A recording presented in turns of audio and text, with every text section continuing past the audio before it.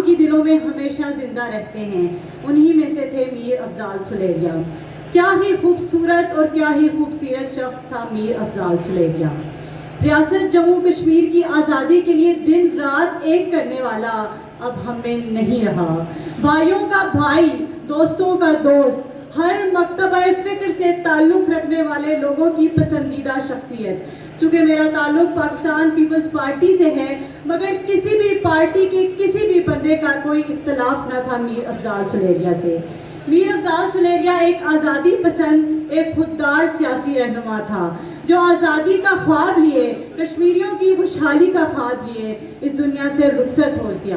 مظفر آباد دریا بچاؤ کی تحریک کا آغاز کرنے والا، وسائل پر قبضوں کے خلاف اٹھ اٹھ کر کھڑا ہونے والا اب ہمیں نہیں رہا، لیکن وہ ہمارے دلوں میں ہمیشہ زندہ رہے گا.